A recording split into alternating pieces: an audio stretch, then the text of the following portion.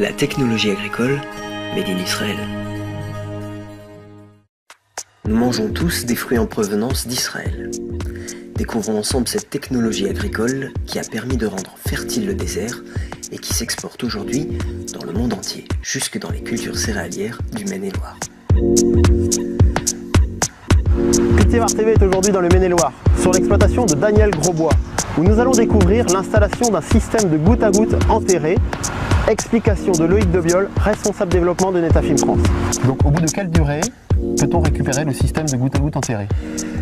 Le retour d'expérience qu'on a de nos filiales aux États-Unis nous disent que le goutte à goutte enterré sur maïs a une durée de vie d'une vingtaine d'années. D'accord, parce qu'aux États-Unis, on installe déjà beaucoup de goutte à goutte? Depuis une quinzaine d'années maintenant, les maïsiculteurs nord-américains installent du goutte à goutte enterré. La micro-irrigation, également connue sous le nom de goutte à goutte, est une méthode d'irrigation utilisée en zone aride, car elle réduit au minimum l'utilisation de l'eau et de l'engrais. La technologie moderne d'irrigation par goutte à goutte a été inventée par l'Israélien Simcha Blas. L'eau s'écoule lentement vers les racines des plantes, soit en coulant à la surface du sol, soit en irriguant directement la rhizosphère par un système de tuyaux. Cette technique est l'innovation la plus importante dans l'agriculture depuis l'invention des asperceurs dans les années 30, qui avait déjà remplacé à l'époque une irrigation nécessitant trop d'eau.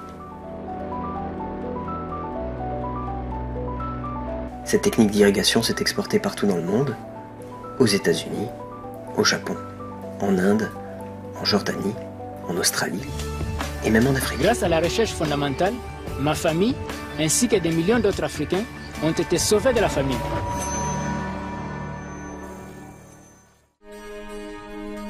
Le high-tech, made in Israël. Shai Agassi, diplômé du Technion, a inventé un concept innovant permettant de rendre viable la voiture électrique. Renault et Better Place se sont associés pour développer ce concept à l'échelle d'un pays entier, Israël. Concrètement, l'innovation de Shai Agassi consiste à changer, en quelques secondes, la batterie de la voiture via un système automatisé plutôt que de la mettre en charge.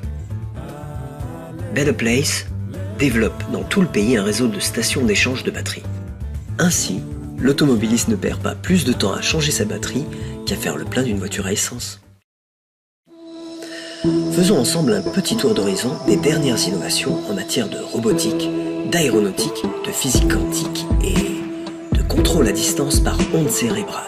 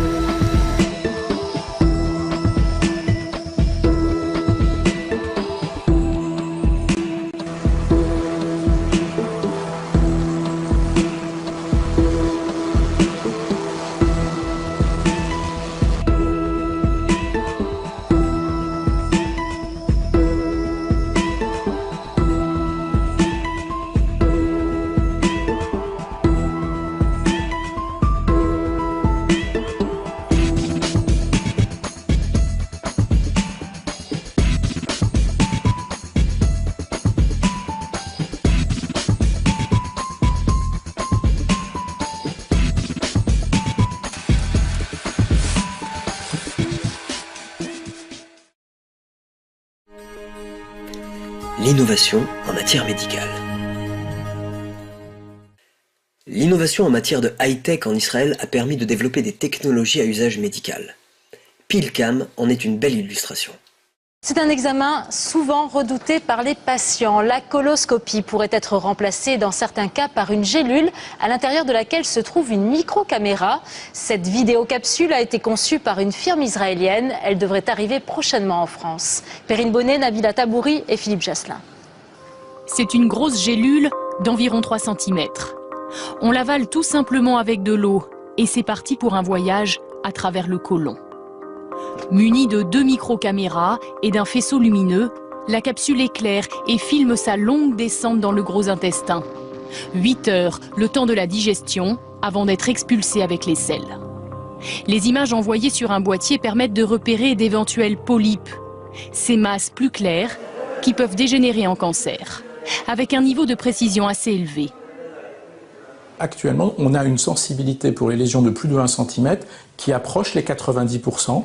Pour des lésions plus petites, plus de 6 mm, on a une sensibilité de l'ordre de 85%. La technique est déjà utilisée depuis 10 ans pour explorer l'intestin grêle. L'avantage, l'examen se pratique à la maison, sans anesthésie. Pour exemple, voici 2 innovations révolutionnaires. Le nanorétina de la société BioRetina, par exemple, permet de recouvrer la vue via des implants en nanoélectrose photosensibles implantés à l'intérieur de l'œil, et cela en moins de 30 minutes.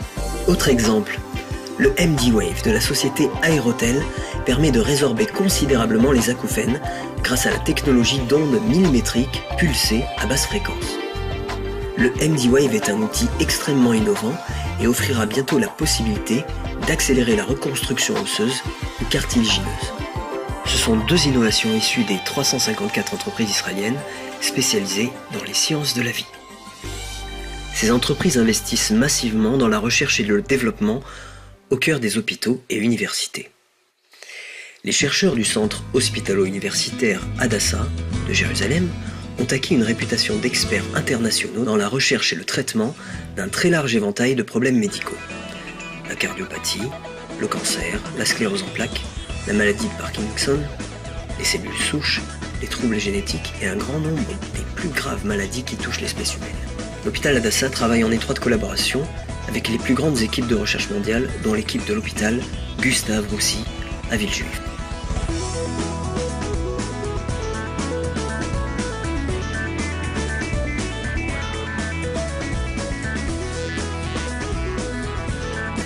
Des projets de recherche en collaboration sur les banques de tissus pour le mélanome, les facteurs héréditaires dans le cancer du sein et les tumeurs neuroendocrines sont en cours.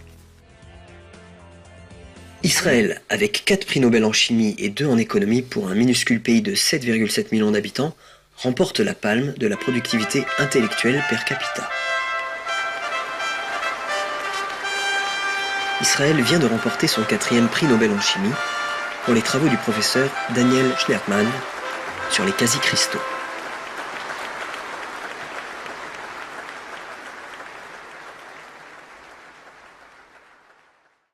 L'État juif compte la proportion la plus élevée au monde de scientifiques et de techniciens du fait de l'excellence de ses universités. Le Ternion. Fondé en 1924, le Ternion est la plus ancienne université d'Israël. Dès sa création, le Ternion s'est fixé pour mission de former les hommes et les femmes qui construiront le nouvel État. De nos jours, avec 80 ans d'expérience, les étudiants du Ternion ont le choix entre 19 facultés, proposant plus de 100 programmes dans les 3 cycles d'enseignement supérieur. C'est une usine à fabriquer des cerveaux. Le Ternion offre aux étudiants des second et 3e cycles, ainsi que des cycles post-doctoraux, et la possibilité de poursuivre leur recherche à l'université ou en entreprise dans les domaines suivants: sciences, ingénierie, médecine, gestion industrielle, architecture, urbanisme et éducation.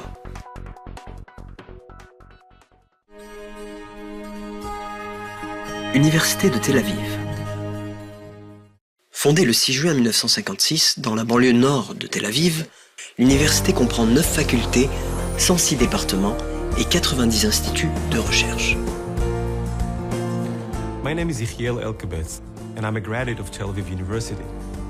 After my postdoc training at Sloan Kettering in New York, I returned here with the dream of discovering a novel type of stem cell in the nervous system. First of all, Israel is my home.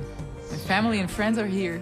I want to be at Tel Aviv University because I myself studied here, and I believe that here my work can have the greatest impact. I came back from NYU to Tel Aviv University to set up my dream lab. Shalom, Yael. Shalom. So how is your Star Wars experiment going? Well, sometimes it does feel like science fiction. In my nanochemistry laboratory, I'm studying the dynamics of tiny particles and fluids. One of my goals is to develop computer devices that will run on light instead of electricity, much faster than anything available now, and of course, much more energy efficient.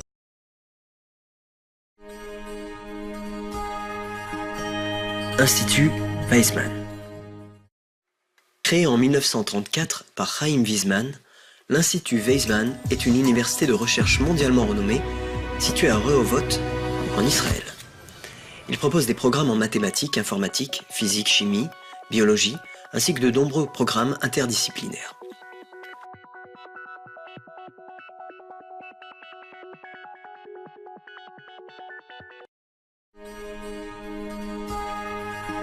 Université Ben Gourion du Negev. Fondée en 1969, l'université Ben Gourion de Beersheva est située dans le Negev en Israël. L'université a été créée pour servir la population du sud d'Israël et promouvoir le développement social et scientifique dans la zone désertique du pays.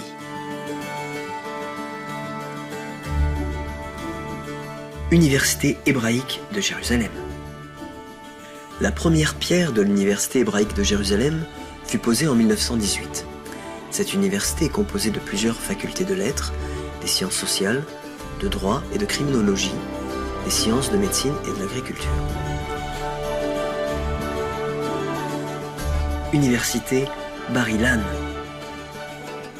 L'université Bar-Ilan est une université israélienne située à Ramat Gan, dans la banlieue de Tel Aviv. Les formations sont très diverses.